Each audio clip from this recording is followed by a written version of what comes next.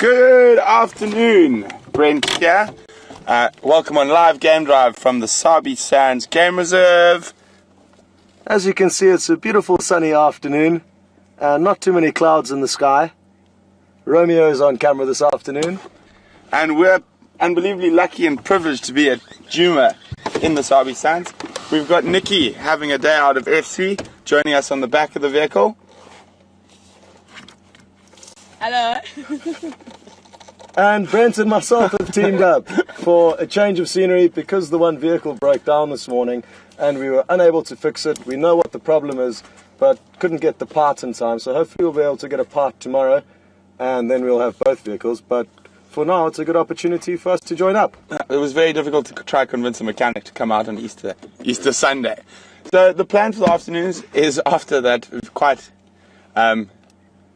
frustrating morning, we're going to go try to look for that mating pair of leopards again. And if we don't get any luck in that area, we'll try to follow up on Kunyuma. So off we go. It's really exciting for me because now I get to see exactly what we were up to this morning. And we can all join in this potentially amazing sighting together. Oh, we forgot to mention, poor Wium. Wium is in FC this afternoon.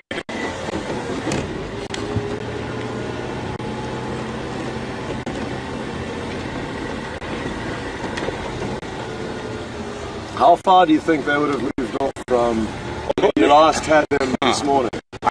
Quite far. They moved almost all the way from Gauri Wayne the Molwati to into that drainage line between Mvula Road South and Battle Road. So they did move quite far. Not too quickly, but when you're trying to find them, moving 5 meters is too far. Exactly. You luckily know that area from the previous sighting you had when you found Kunyuma down there with the Nyala kill. I'm hoping they've actually decided, because it was getting quite hot then, that they've decided to stay in the drainage line. We're going to check in our road south, make sure there are no tracks coming out. And we're the first vehicle out, so hopefully we haven't. No one will have driven over tracks or anything this afternoon. Sounds good.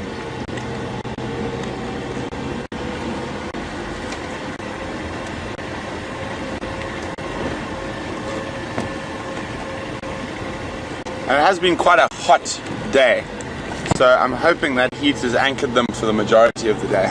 This is true. It has been a very, very hot day here, and myself and Brent went out and played some touch rugby, which, for those of you who don't know, rugby is usually a contact sport, fairly similar to American football, I guess, but this is a semi-contact. You only have to touch one another, but we were running around in the heat of the day, so it was scorching. Yeah, it was scorching hot. And like Ben says, hopefully that means they wouldn't have gone too far. And if Scott and I have to go tracking, Nicki can always sing for you.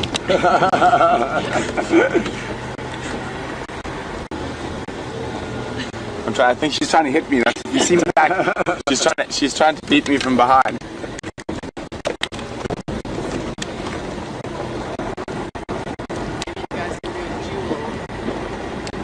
Afternoon. The dual leopard mating person.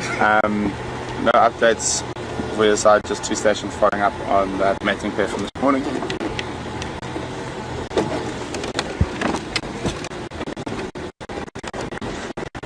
Negative, Craig, we didn't manage to find them.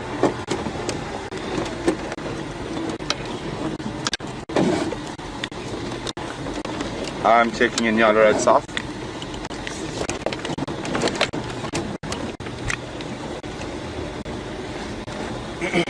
Also, just to let everyone know, because the one vehicle is not operational at the moment, we thought it would be a good opportunity to mix up the usual fireside chat that we have every Sunday evening, which is basically just an hour extension of the game drive, where typically we would sit around a campfire and discuss the highlights of the week and answer any questions that are more applicable to campfire chat.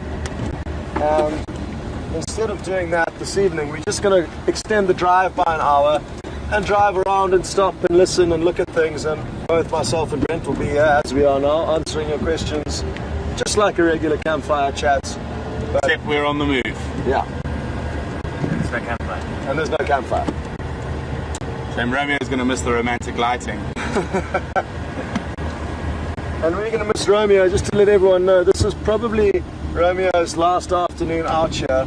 He needs to head back to university. His holiday has now come to an end, or his working holiday, and it's been so good having him here. So great that we can all enjoy being out here with him on his last afternoon. The station looking for an update on the mating program.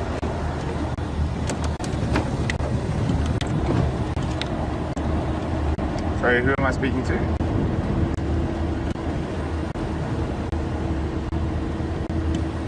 Oh, sorry, I think you're the last person who got the audio. We're going to check in Yellow Road South now for consorts if they've crossed out of the block. If nothing, I think we might follow y'all in the drainage line, see if we come up with anything.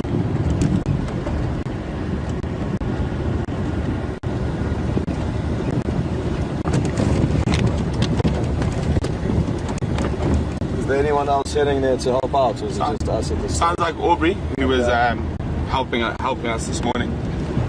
We both spent a lot of quiet time listening to those two. So, Wium, what was that? Got it? And it is such an exciting way to find animals, by trying to track them down by their vocalizations.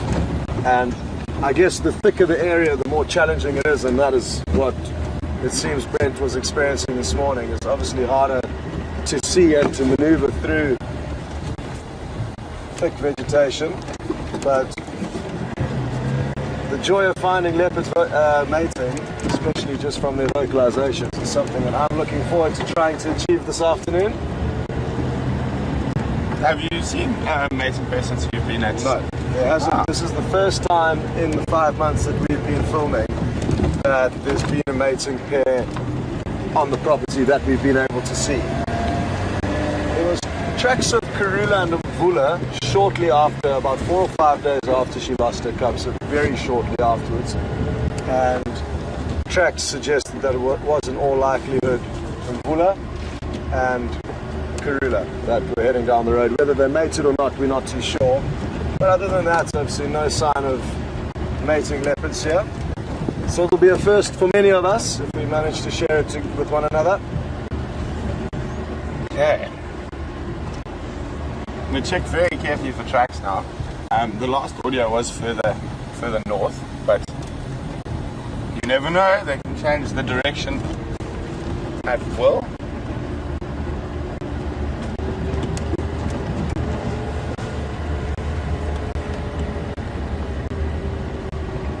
Well, thankfully Brent can focus on steering the car as well as searching for the animals, but I will be able to now focus completely on just searching for them and not having to worry about driving, which I'm thoroughly enjoying already.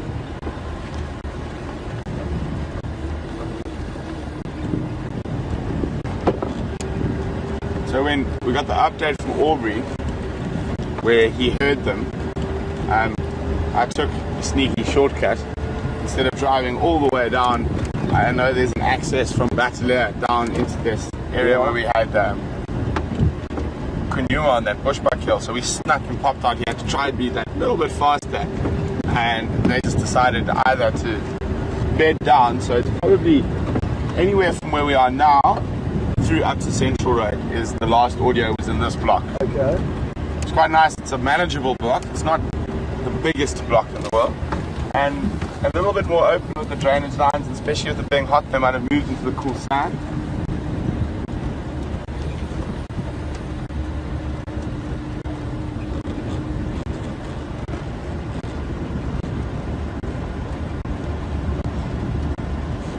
It'll be a very nice place to explore on foot as well, that's for certain. Not too thick. Nope.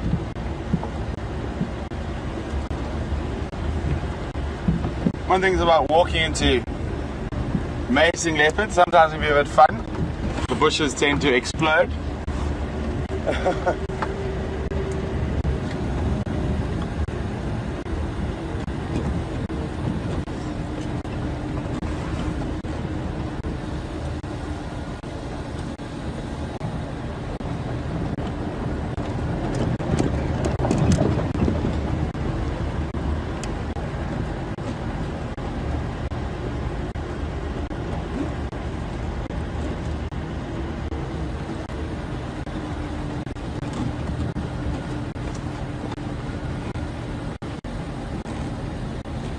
Did you stop and check this kind of one of these next corners where it's quite steep, but you can't quite see from the vehicle underneath? Yeah.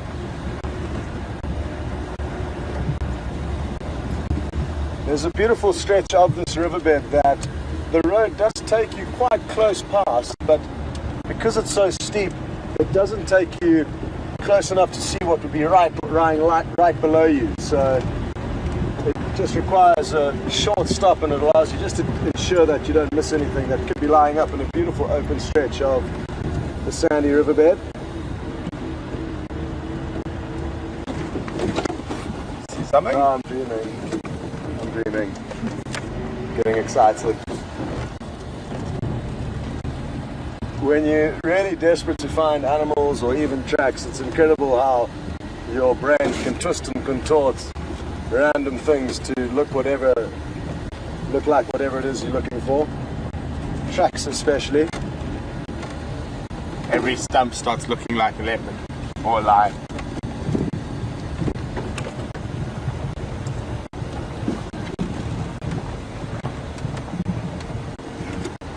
We'll stop up on this little rise here.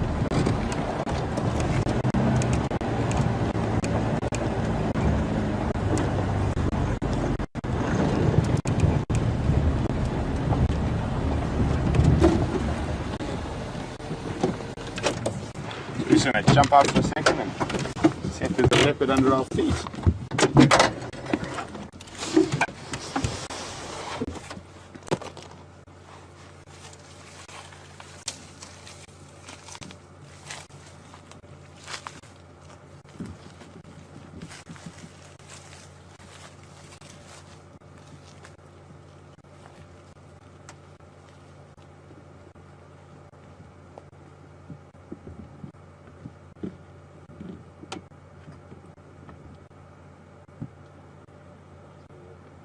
Very nice.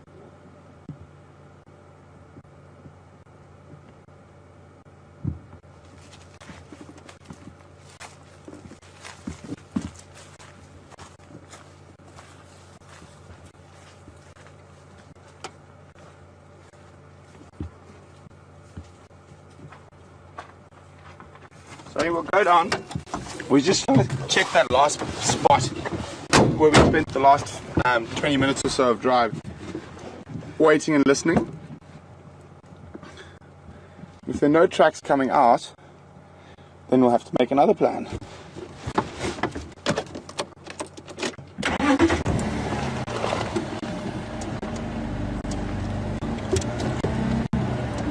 Well, sadly there wasn't anything down there that we could see, but we certainly could see quite a big distance. It's a rare bird's eye view that we get to this Negative. terrain. Is often so flat that you seldom get a vantage point, yet the cliff of that riverbed is quite steep, so I had a great view of So Wium, are you calling me? a large area, but sadly the leopards weren't there, but some beautiful scenery was. Negative, we couldn't find the splitter.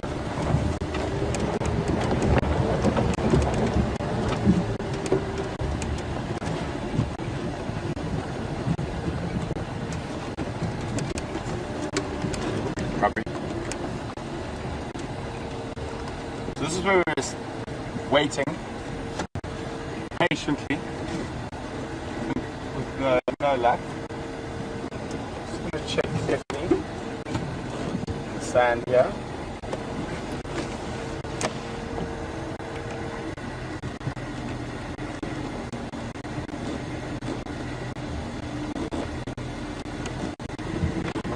There's another big animal path that comes through here that we'll check again carefully.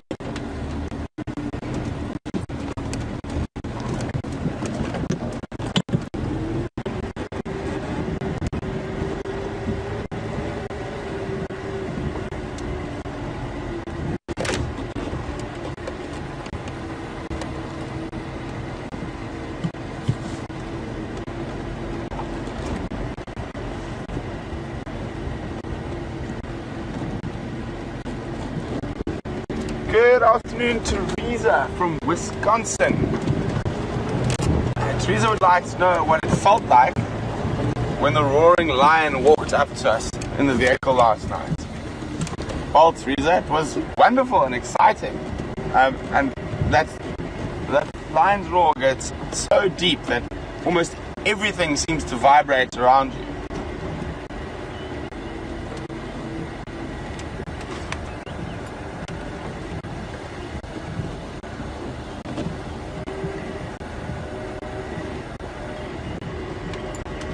Let's go, what do you think? Should we do a little loop around Kwatile?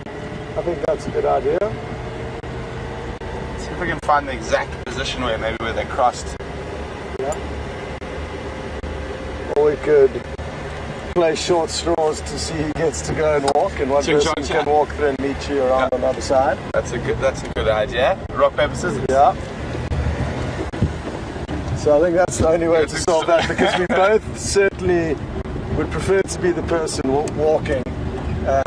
It's so exciting, and Brent and myself both equally love being off one foot and also following up on tracks. So I think we're going to have to take turns. And even just to get the ball rolling, though, we're going to have to start with the fair way of deciding who gets to go on the walk first. And that way it really is great, because we will be able to cover more ground more effectively. And this is often how guides and their trackers will work. There'll be a seat specially designed for somebody to sit on the hood of the vehicle, and that is where the tracker sits. That way he's got a good vantage point of the road. So in a situation like this, as soon as you may have not found anything on the roads, there's a couple of stations heading towards that. The tracker can jump off the vehicle and walk in a certain direction and meet the guide later, and that way search more effectively. 2 stations following up on that from this morning, around in Colorado South, Kwatile.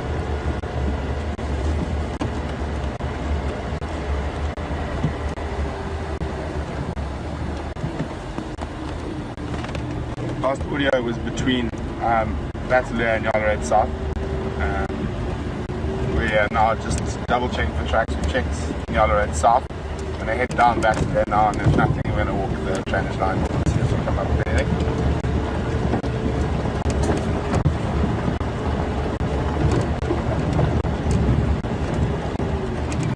Copy.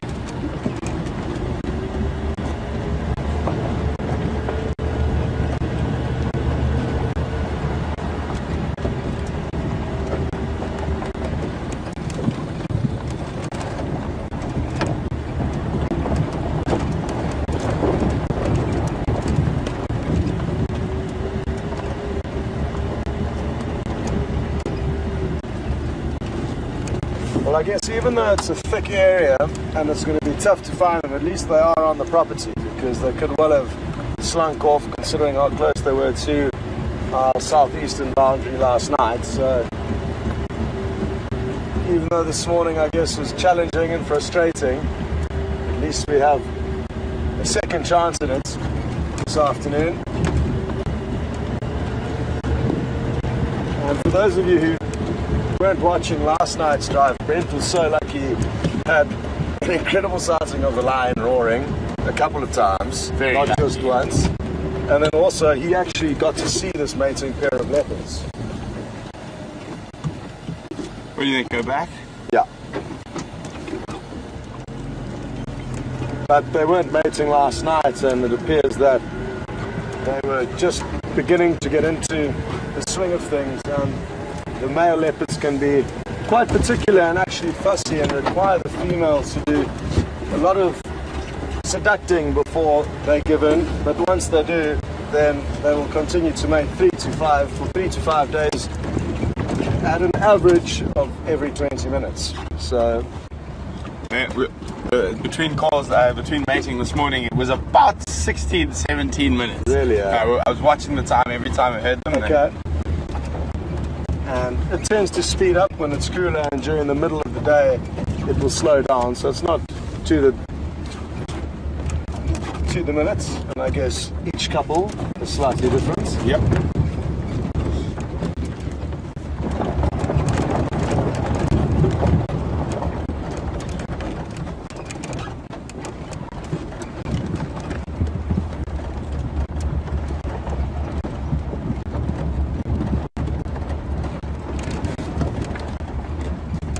Okay, so I think I've solved the problem, with regards to the walk. Oh, have you now? Well, potentially. And my thought is that one of us gets to walk the first stretch from Central to the rubbing post. Okay. And then from the rubbing post, the next person loops ahead to the Milwaukee franchise. Are you happy with that? I'm happy with that, but now we're going to decide. I don't mind. No, you like, because we both know it's the No, you can go tough first. side. You can go first. No, we'll rock, paper, you can't scissors. go beyond the rubbing post and then come back to it. There's... No, we can use some tracks. But we'll ching chong chat to see who gets the most probable section of the drainage line. Okay. Best of one. Best of one. No best of none of this nonsense. 3 whatnot. Once off. Okay. Pressure's on.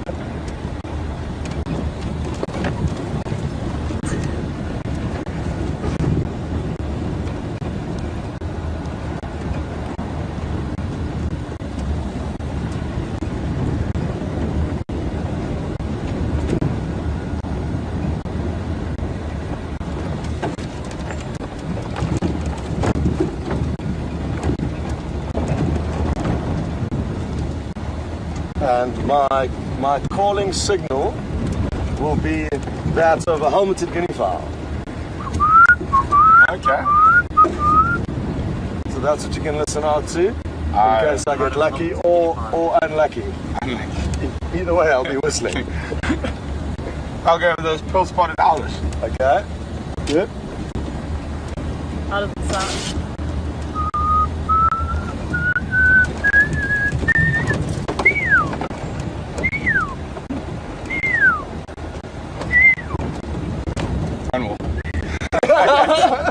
You must have been practicing your whistling. That was very impressive. It was a bit rusty. Okay. It's actually almost like whistling every day, because then when it does sound to whistle, you can often find yourself forgetting that it's not that easy to actually get it right.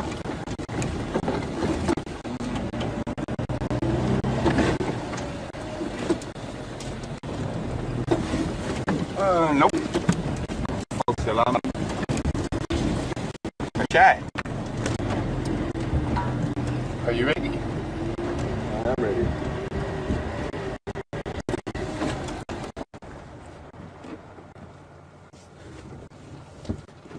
Okay, we'll deal with that after the ching chong cha. Okay. Ching chong cha. Ching chong cha. Ah! You go. Off you go. Well, thanks, Brent. Well tried. Good luck. Yeah. I'll see you at the rubbing post. Yes, see you at the rubbing post, and don't forget to listen for the helmeted guinea fowl. I won't. Wish me luck. I'll see you shortly.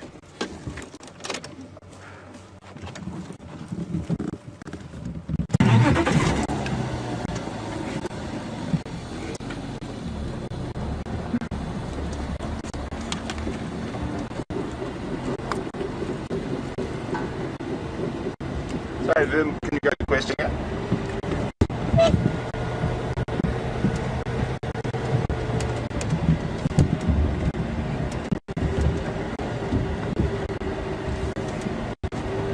Confirm Casey or Kathy?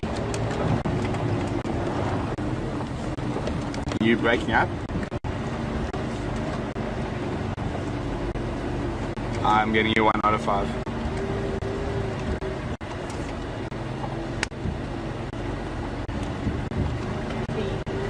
Kathy. Good afternoon, Kathy from Memphis. Welcome on Drive.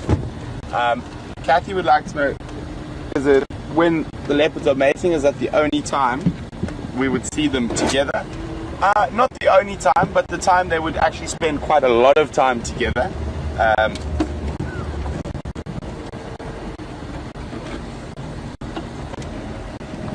So, male and females don't have that shared territory. They will sometimes come together, but normally just in passing. Other than that, male leopards are quite fond of stealing kills from female leopards, so you see them sometimes sharing kills.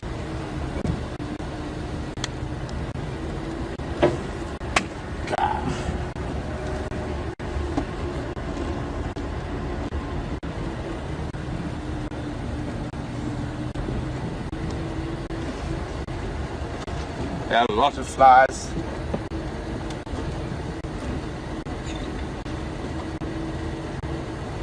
So that little bit of rain last night would have encouraged any fly eggs. Not the eggs, actually, the pupa to explode into this vast swarm of irritation.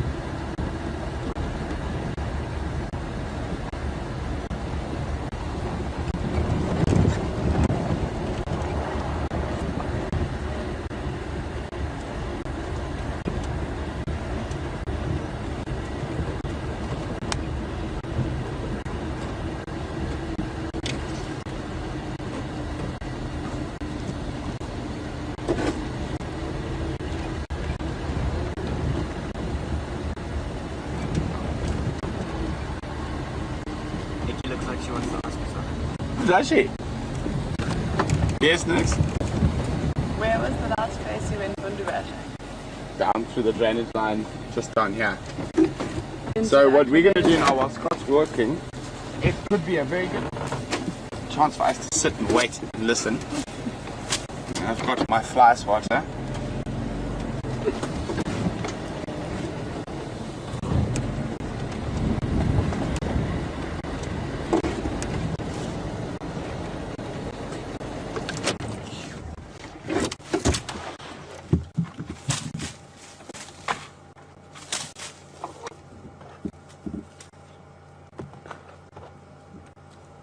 Not only do they make good fly swats, they're good cameraman smackers as well.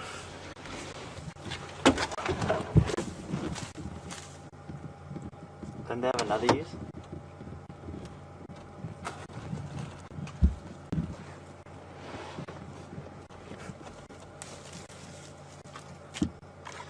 Good afternoon, Mandy in New York. Mandy would like to know about the tree I'm using as a swatter. It's called a magic quarry. It has lots of different uses. Probably one of the more interesting uses is it's used as a water divining stick. So, obviously not a branch this small, but you would use this to find underground water. I believe it works. I've never tried to myself. Another thing is that culturally, Shingan and Zulu people use it as a protection because it's believed to have magical qualities. Placed in their hand to protect themselves from lightning. But that's it's a magic quarry. Isn't there a hygienic use as well? Oh, sometimes they can make good toothpicks.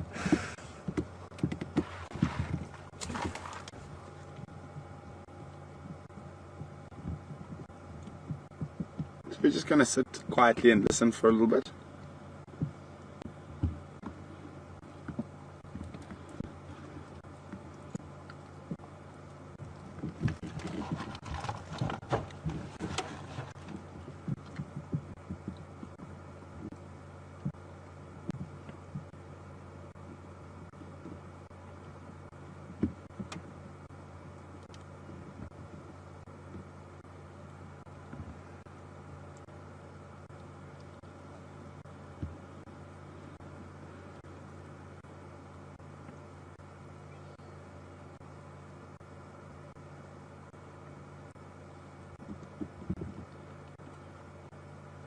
There's incredibly hot, still afternoons.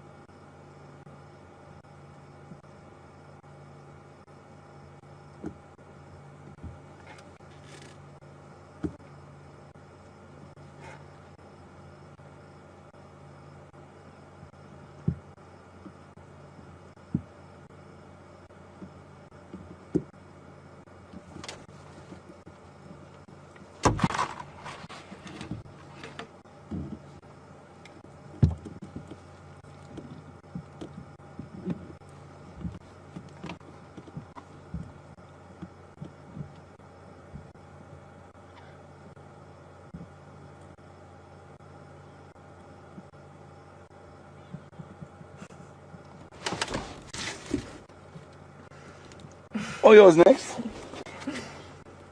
Am I nervous about him walking in the bush? Not at the moment, no. I'm not. Like I've said before, I really do think he knows what he's doing, as does Brent. I've got complete faith.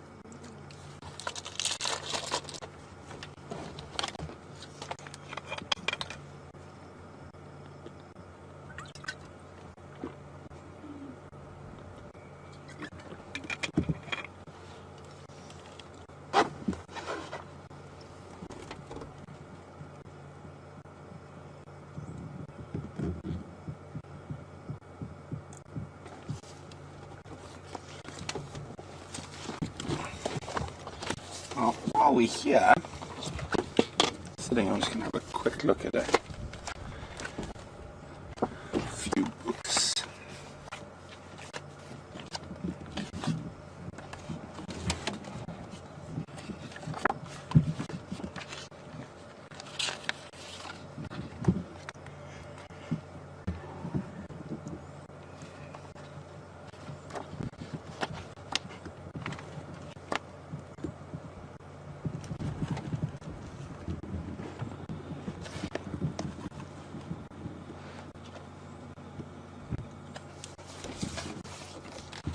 Shall I go again?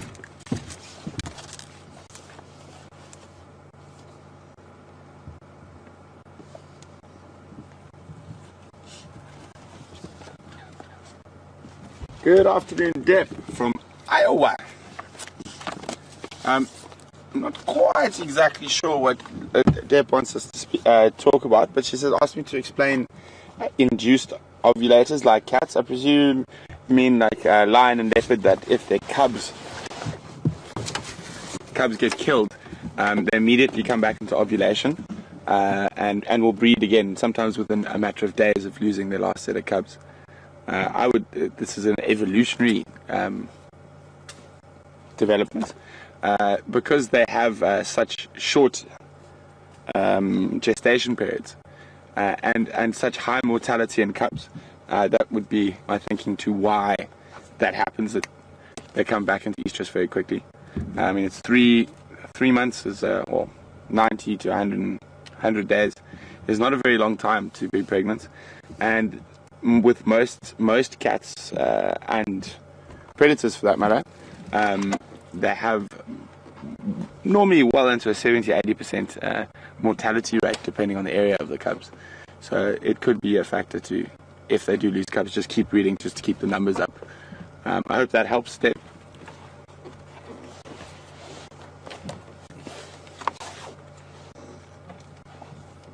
I don't think you answered your question today. Which one? The one that was lying on the floor with Romeo. The tree. Oh, thank you very much. Next. But now I don't have the people who got it right. Next is she apologizes for I asked a question about a tree while we're waiting for the leopards. Unfortunately, we don't have the list of who got it right because Nicki is sitting behind me. But for those of you who are wondering what tree it was, let me see if I can see one here. Nope, not. It was a flaky bark acacia, or a flaky thorn. The Latin is Acacia exuvialis, and the way I remember that is you have to be very exuberant to jump through those thorns. Lut! Lutu. Hakuna Bahati. But beautiful. And a little bit scary. I know buffalo tracks. So I took it a bit slowly. So I basically checked the whole way along the riverbed up till that large knob thorn there. So aim for that. And then I think begin. I don't know if it's worth checking down, because from the last audio, from what Aubrey was saying, there should be there between this between central Kwatile and this drainage line. Unless I managed to sneak across somewhere. We've got a lot of vehicles driving up and down and around this morning. Exactly. We'll go have I'll walk down to the YT anyway. If not, I'm just going on gas. It might be worth taking out a road north in case they've managed to sneak through. Anyway. Perfect. Well, enjoy your stroll. I shall do. I'll be listening for the pearl-spotted owl. Where's it? Binoculars. Okay. Have fun. I'll look after your car for you. Thank you very much. You can lose my cameraman along the way. That doesn't matter. Bye. Good luck, Brent. Thank you. I hope you find them. Me too.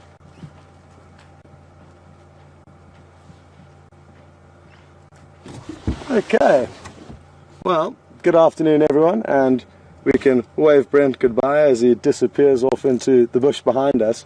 And it really is so exciting following up on any animal, just being out here walking on foot. It really is a rush. There were some fresh buffalo tracks heading down the river in the same direction that I was heading in, so that kept me on my toes. And the vegetation down there was also quite thick. And the thicker the vegetation, the slower and more wary you have to be, because you just don't know what may be behind any of the thick bushes in front of you. So enjoyable, but I didn't see any tracks or any sign of them, and I did look fairly thoroughly.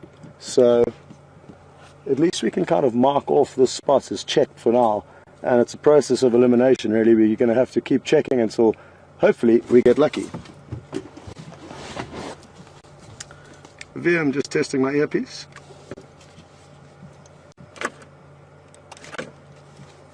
Copy, thank you. So we can still wait here for a couple of minutes, because we're in a good spot to still listen for the audio of the leopards mating. And it also is going to take Brent probably around 10 minutes, depending on what he comes across, to get down to the spot where we're going to pick him up.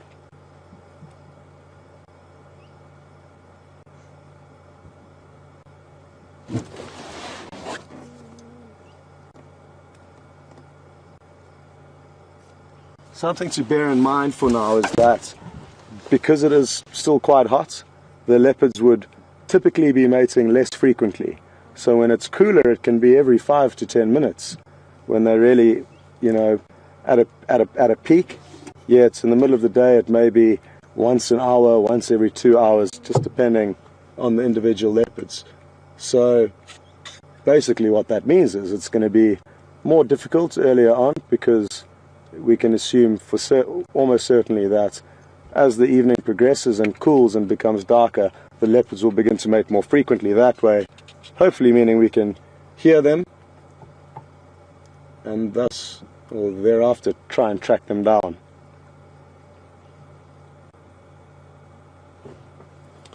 It's really incredible how quickly the flies can just come out of nowhere. So it goes through peaks, and yesterday the flies weren't a problem.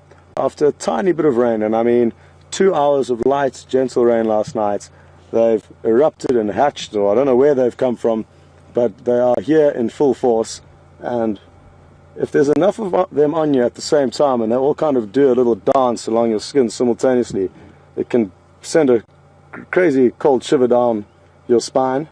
It's like your whole body is covered in these little creepy crawlies. So be ready for it if and when you come out on safari. But when else do you get the excuse to wave a bush around your head casually?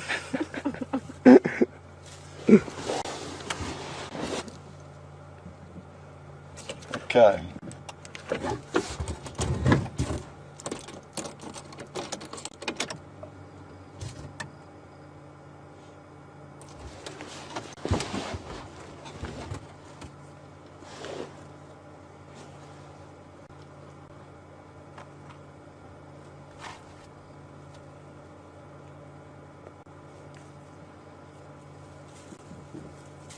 Just got a question through from Don on email. Good afternoon, Don, and welcome on board with us.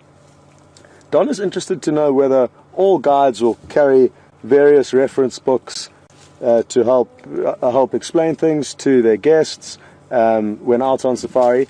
Yes and no. You'll find there's many different styles of guiding and many different types of guides that you get. So depending on...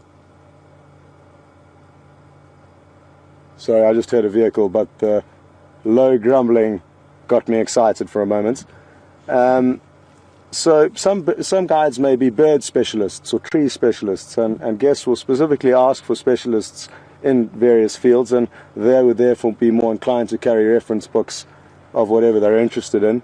And some guides don't carry reference books and rather explain things verbally to their guests. So there are various styles, and I'm sure a lot of you would have already noticed that Brent uses his books far more than I do, and he's got a lot more books on his vehicle than I do. So a lot does just depend on the individual at hand, and they are vitally important though, because without the books we would have very little knowledge. So I think Brent beats me in that department. I need to tear a few pages out of his book.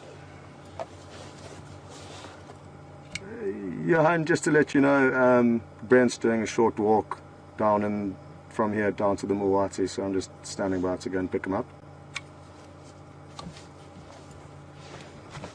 There was a vehicle that drove past, and whenever one vehicle is off-road and another drives past, then they assume that we could be hiding a sighting from them. So typically, as soon as you find an animal, you should call it in on the radio.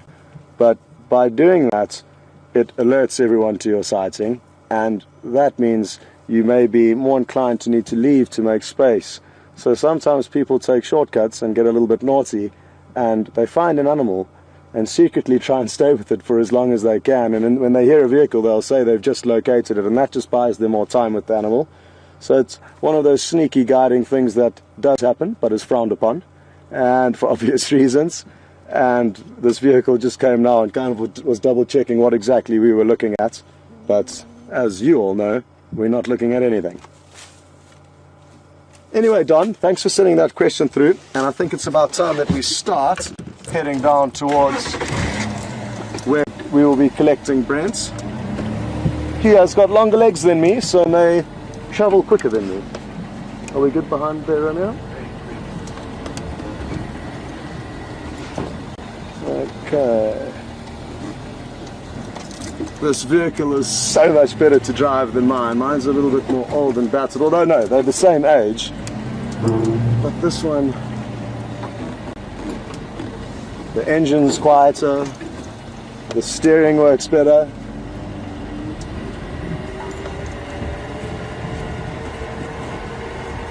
Oh, I just got a question through from Phoenix, Arizona. Who's it from, Wium? And what is it?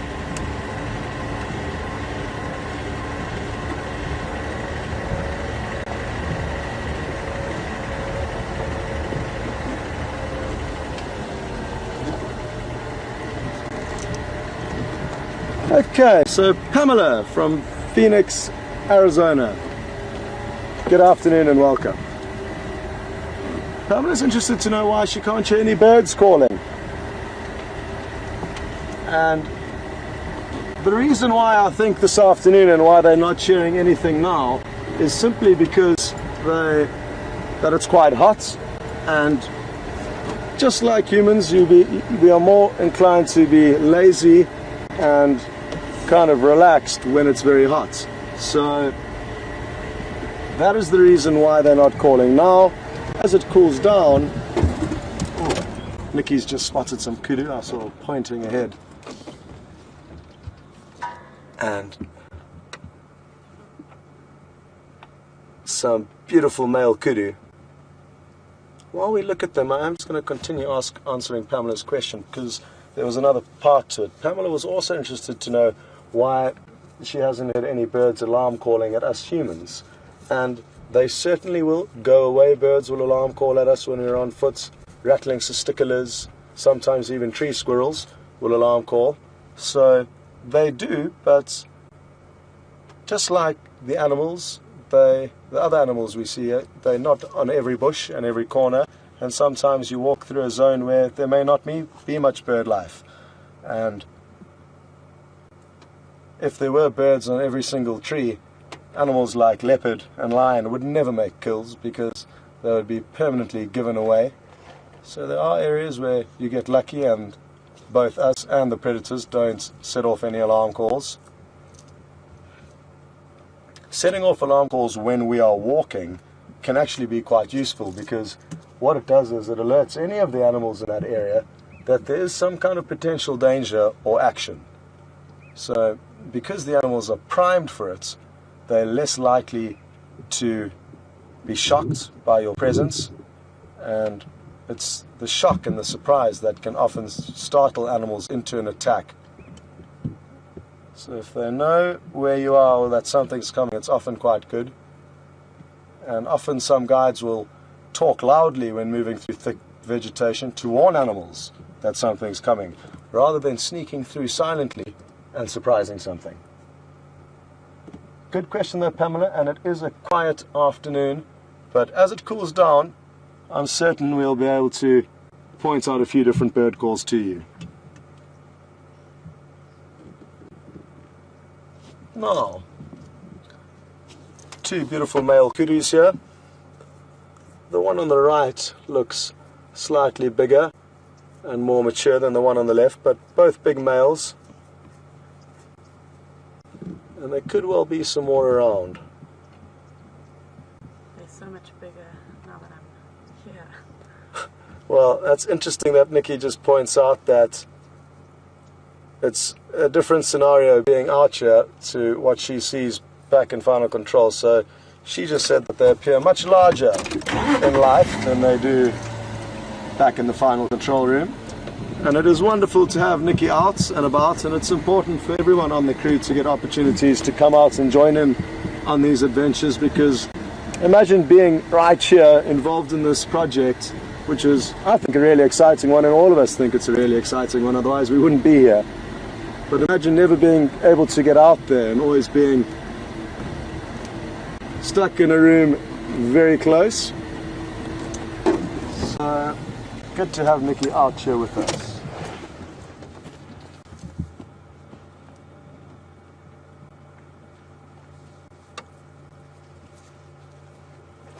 This is typical vegetation that kudu like to move through. Very thick. And Nicki, what I'm going to try and do is maybe actually try and get him as he crosses here. The other one. Oh no, let's stay because this one will follow. Cool. And you'll notice the thick vegetation that they do live in obviously makes seeing predators difficult, but notice now how its ears will be swiveling from side to side, often one facing forward and one facing back. And you'll also notice that they're extremely large.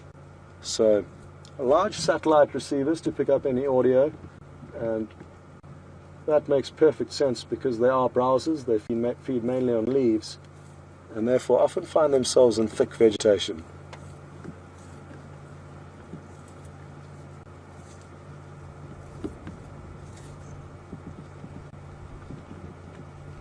Beautiful.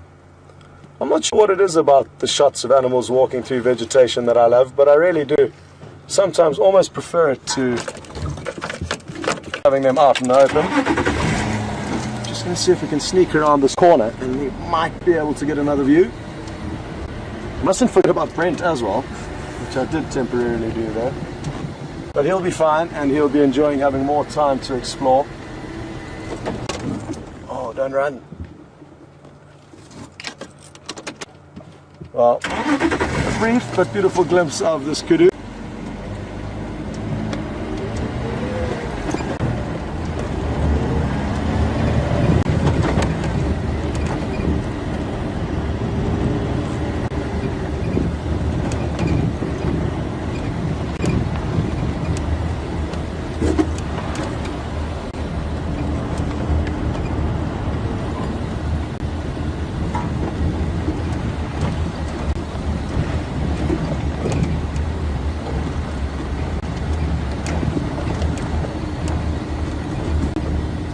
Quite a few elephant tracks in this area, so I hope Brent doesn't run across the herd of elephant, because it's one of the animals that you would probably least want to encounter on foot, a breeding herd of elephants.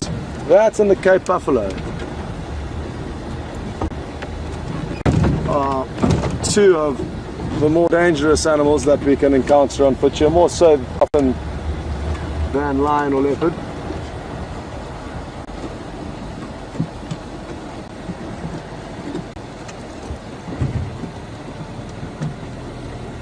Well, look at who we found. Mr. Leo Smith.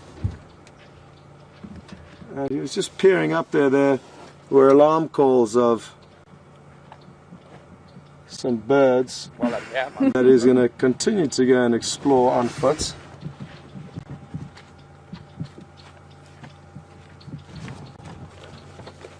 Scott, why is the buffalo and elephant the worst?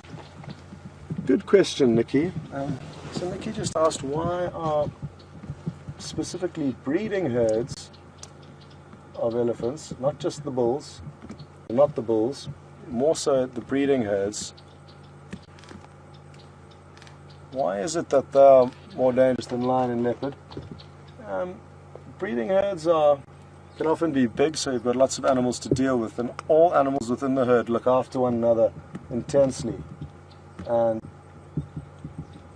this intense care for one another means that they will attack any potential threats simultaneously, and you can often be taken by surprise, and they are very aggressive because the breeding herds have always got young babies with them.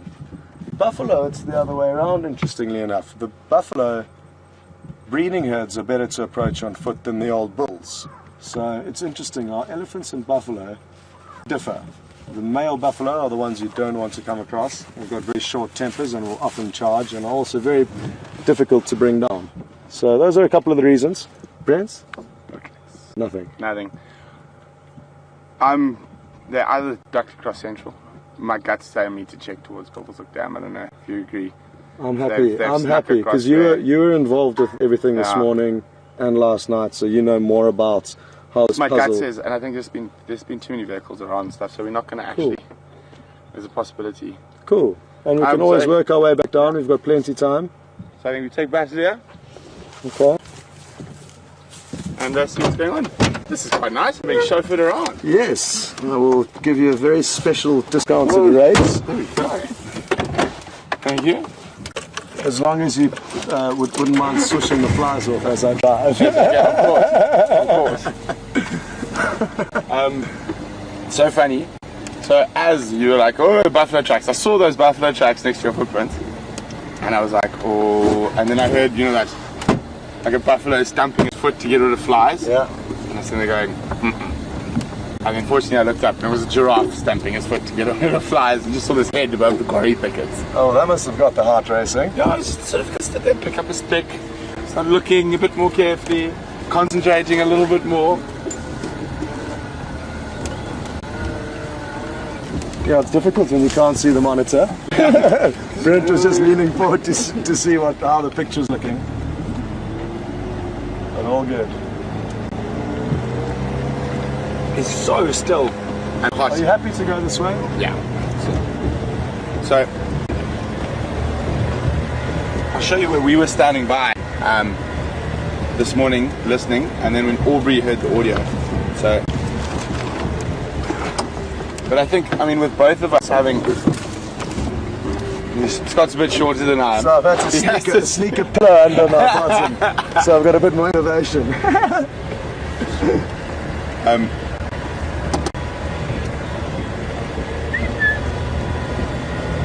So while you were gone, we saw 2 kudu bulls, Oh, very nice. and I disturbed them on my way through. we got a question through from a lady called Pamela, and she was interested to know why the birds weren't calling, as well as do birds or other animals alarm call at us on foot. So I did explain that, and I guess, I don't know if you agree, that it's just still a bit hot for the birds to be very Yeah, active. it's very hot. So that you get these really, really warm sort of, when it's really, really hot, the bush is probably one of the most still places in the world. There's barely a noise. it is incredible how it can change so dramatically. A place that at one stage almost seems barren, but there's so much life hiding in amongst everything. So we were standing by just around this corner, Okay. and Aubrey was standing by probably 100 meters further on. We didn't get the last audio. He got the last audio and he said that general direction. So towards central Nyala at South North Junction. We went then and stood by in the drainage line on central. For the last 20 minutes. Yeah, we didn't hear anything. But it could be that as it gets warmer, they're starting to slow down. Okay.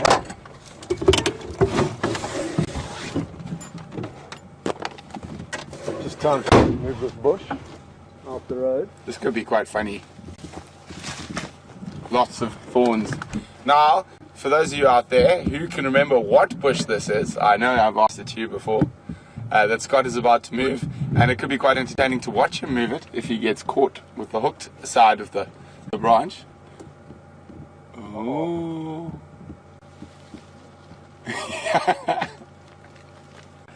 Ah, it's very delicately done, Mr. Dyson. Not the first bush I've moved off the road, Brent. Okay. Wonderful.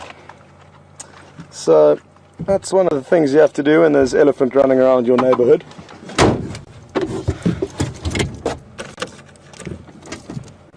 And what that does is it just prevents extra roads being created and unnecessary damage to the environment. So it's just useful to move them off. Also, especially if you're in a rush and you're flying around the corner chasing wild dogs, it's better not to have anything in the road. Yep. So we are planning to follow wild dogs down here at high speed one afternoon, and we're just preparing for that. The light is getting fantastic.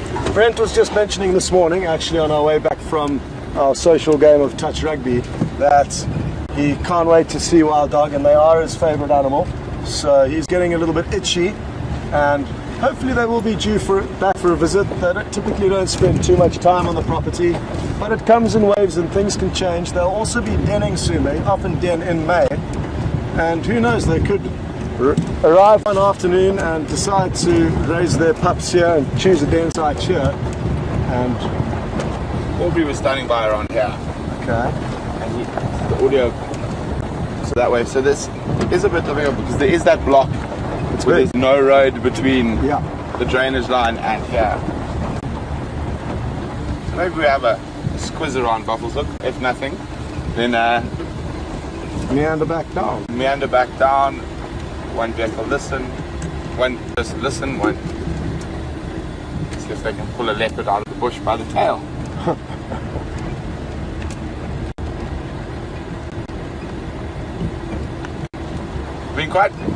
I'd be quite excited to walk that female on foot, since her name means angry one. I was thinking that exact thing when I was walking. I was like, I wonder why she's called Angry or Kwatile. Generally, when a leopard has a name like that, it means that she charges quite a lot on foot. Yeah.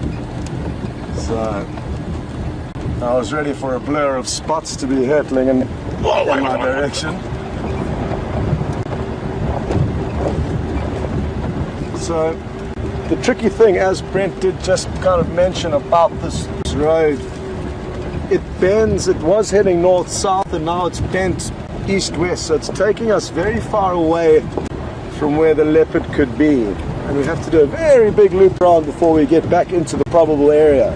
So if there was more roads here, it would help in this scenario. There's a lot of these little drainage lines and stuff. It's quite difficult to build a road in there. Exactly, and yeah, there's a lot of little tributaries and riverbeds which are great hiding places for the leopard as well. Kind of likely spots for them to be hiding. Difficult to check all of them. It's not like you don't need roads. No. One second, let's check these pods because this is. So, together with the roads,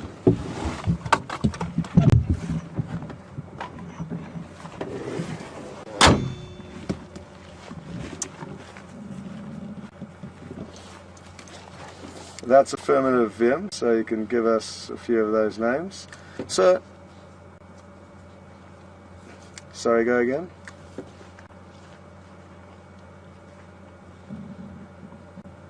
Yeah, affirmative, go with their name, please. Romeo, Julie and Lynn, well done to the three of you, and I'm sure many more have also got the answer right to the bush that we just removed out the road, and it's called a buffalo thorn. So, well done to all of you.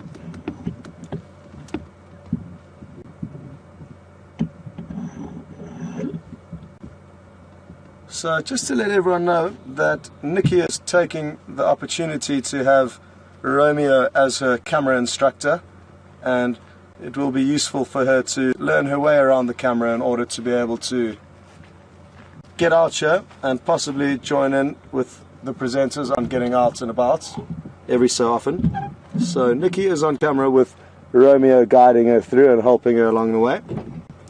Aha! The man has made a plan.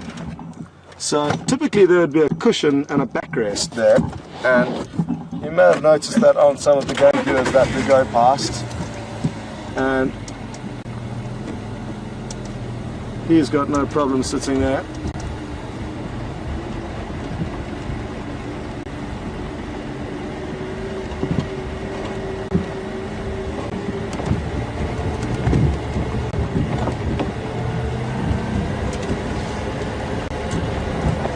Okay.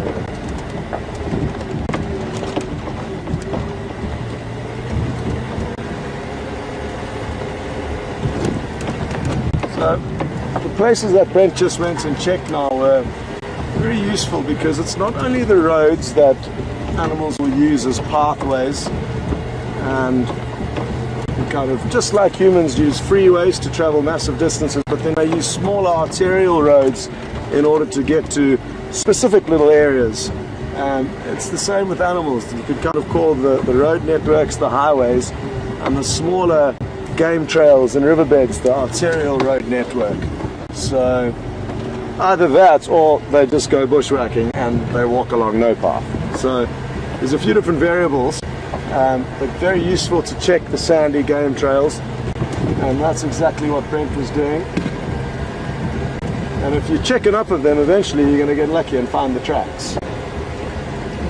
It's almost a blessing in disguise that the other vehicle is not working, because now we can team up and take turns to walk, and even have Brent up on the bonnet now, focusing on looking for tracks.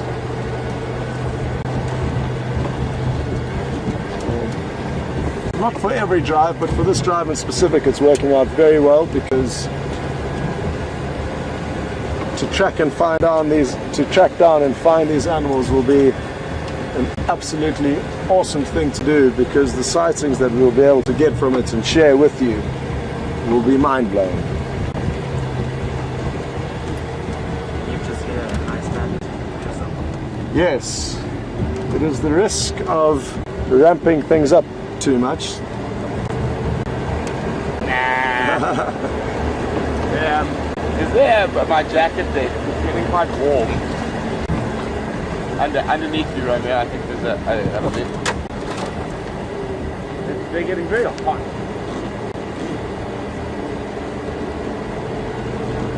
Okay, Wium's just sent through a question, and it's from Chris in Milwaukee. Good afternoon, Chris. Chris is interested to know if myself or Brent have ever been lucky enough to see a white lion in the wild, and I know Brent's answer, and it's better than mine, slightly, but I've never seen one, so the answer for me is no. Brent?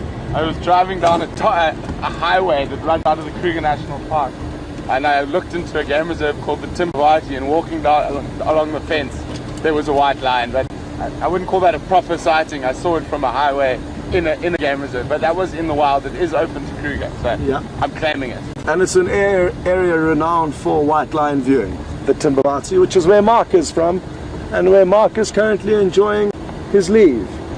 So Mark will be back, I think it's on Tuesday or Wednesday next week, and looking forward to having him back on the team, but he is having a much needed break, and quite convenient because it fell over his birthday, which was just the other day. Yesterday, I think. No, it was Saturday. Saturday. I think. As in yesterday. Yesterday Yes, was exactly. That's exactly what I said.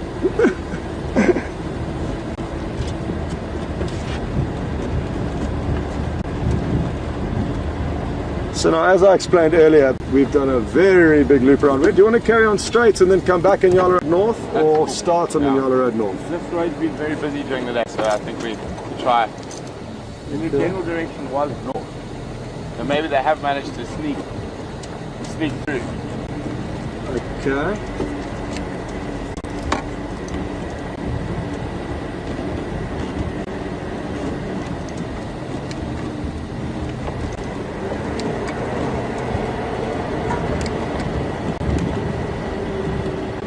Okay, we've just got a question through from Jean in North Carolina. Afternoon, Jean. Jean is interested to know what has happened to the Matimba male lion that Brent saw roaring last night. Not too sure. There's a chance he could have joined up with the rest of those lying on the giraffe kill to the north. Or Well, from what I heard, they haven't found them. okay. So according to what Brent's heard, nothing. I haven't heard anything. So we're not sure where he's gone, sadly.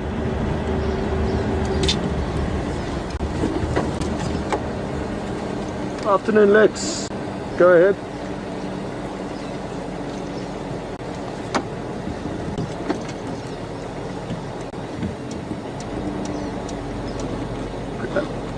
Stand by one. How many people do you know that are looking for this leopard? Gav and us. It appears that there's just Aubrey was, but two it was left. vehicles. I think Aubrey did have a look around, but we can confirm if he is still in the area. But it's myself and Brent, we're on the same vehicle because I won Brent this morning. And then Gavin or Greg, same vehicle from Buffalo's Hook, or Berry Camp.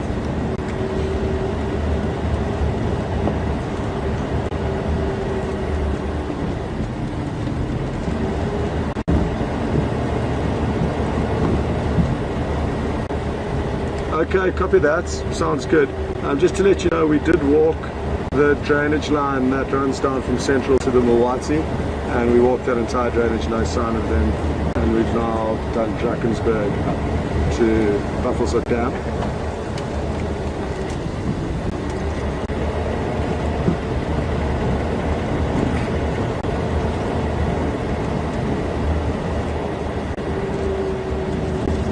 Okay, so it's important to know kind of what's going on with the radio procedure and how we manage a situation like this. Obviously there's a lot of people that are interested in seeing these animals, and because of that we can't just allow 10 vehicles to come search this area. It will be chaotic, and then if the animals are found, only 3 vehicles are allowed in there at any given moment. So how do you choose out of the 10 vehicles that are all searching which 3 get to join? So we typically limit it to 3 vehicles to work an area for a specific animal that you know that has been moving there. And because I've been on and off and not on the earpiece, I just needed to check with Brent who exactly was already searching here. Sorry, Brent. But I mean, I was listening. Okay, how quick was that?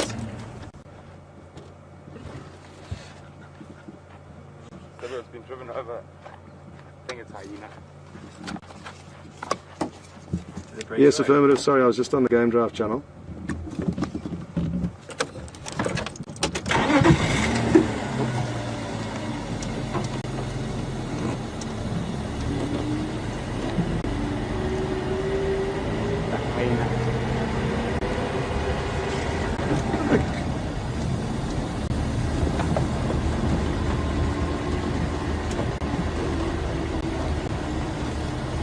Copy, thanks, Phil. So, just got some information that's been sent through by a specialist on the different leopards and their backgrounds of this area. It's a lady called Ellen Fowler, and she provides us with so much useful information regarding the backgrounds, the parents, the ages, and so much more about these animals. And thank you so much for all of the help that you do provide us with, Ellen. Ellen's just sent through some information regarding Kwatile, which is the female leopard who is going to be mating with Mvula. In about 45 minutes we should find them. And no pressure. So Scott's finding them. I'm off now. But you my tracker that I've employed to do the hard yards here. So, as I was saying, Brent's just spotted a dwarf mongoose. I'm just going to try and... it's scuttled off, but we can try and get a visual from the other side of this bush. So Ellen provides some info regarding why she may be named Kwatile, which means angry. And it's possibly because her father was named Mafunyani, which also means aggressive. Difficult one. Yeah, or difficult one, as Brent says. So it could simply be that she got a similar name passed down, not necessarily because she is angry. Although at the Rangers meeting, Brent, remember the guys were chatting about her, saying that she can be quite nervous. And obviously a nervous leopard is more inclined to be aggressive to the vehicle if she doesn't want to be seen. Whereas a leopard that's relaxed with the vehicle will not be concerned by the vehicle's presence and therefore not be aggressive. She was very relaxed last night. Didn't show any signs of nervousness. She went and walked around the vehicle. But that can change often. Sometimes the only time you're coming towards them. But at night with the spotlight she would be more relaxed. But during the day we could never see her unless she was mated.